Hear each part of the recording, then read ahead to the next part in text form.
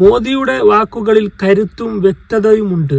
അദ്ദേഹം മികച്ച ഒരു ഭരണാധികാരിയാണ് പറയുന്നത് മോഹൻലാൽ. അത് മോഹൻലാൽ പറഞ്ഞത് കറക്റ്റ് വിഷയമാണ്. കാരണം അയാളെ മോദിജിയുടെ വാക്കുകളിൽ ഭയങ്കരമായ വ്യക്തതയും അതുപോലെ തന്നെ കരുത്തും നമുക്ക് തെളിയിച്ചാണ്. ഇവിടെ 2020 കോവിഡ് വന്നപ്പോ ആദ്യമായി ലോകത്ത് നിന്ന് കോവിഡിനെ അടിച്ചു പോറ്റിയത് നമ്മളെ മോദിന്റെ ആ വാക്കിലാണ്. അതായത് എല്ലാ ഞായറാഴ്ചയും മൻ കി ബാത്ത് എന്ന് പറഞ്ഞിട്ട് നമുക്ക് പറഞ്ഞത് പ്ലേറ്റ് തായോട്ടാനും പ്ലേറ്റ് മുട്ടാനും പറഞ്ഞപ്പോൾ ആ മുട്ടിയത് ആ കോവിഡ് പരിസരത്തെ പോലെ വന്നിട്ടില്ല. ഓടിയാൽ അമ്മാതിരി ഓട്ടല്ല ഓടിയ.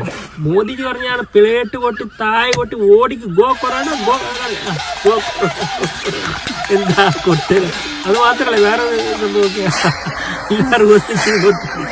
ഇങ്ങനെ കരുത്ത് വാക്ക് മാത്രമല്ല കരുത്തോടെ കൊട്ടാനും പറഞ്ഞിട്ട് എത്ര കോവിഡിനാണ് ഓടിച്ചു.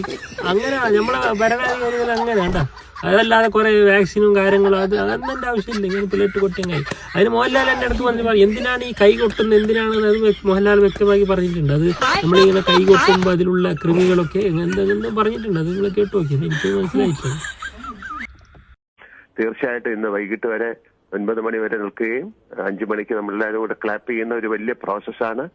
ആ ശബ്ദം എന്ന് പറയുന്നത് ഒരു വലിയ ഒരു മന്ത്രം പോലെയാണ്. അതിൽ ഒരുപാട് ബാക്ടീരിയയും വൈറസും ഒക്കെ നശിച്ചു പോകാൻ സാധ്യതയുണ്ട്. ഇങ്ങനെ നശിച്ചു പോകട്ടെ, എല്ലാവരും സഹകരിക്കണം. ഇവിടെ ആൾക്കൂട്ട കൊലപാതകം ഒരാഴ്ചയിൽ 4 മുസ്ലിങ്ങളെ കൊല്ലുന്നു. അവിടെ പശുവിന്റെ പേരിൽ അടിച്ചു കൊല്ലുന്നു.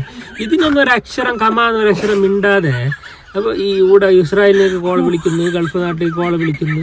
നമ്മളെ നാട്ടിൽ എന്തെല്ലാം നടക്കുന്നുണ്ട്, ആൾക്കാരെ കൊല അതിനെ പറ്റി എന്തെങ്കിലും ആൾ പറയുന്നുണ്ട്, ഒരു അക്ഷരം മിണ്ടുന്നുണ്ട് വഴി. എന്നിട്ട് വരുന്ന കരുത്തുള്ള ഭരണാധികാരി എന്താ പറയാ.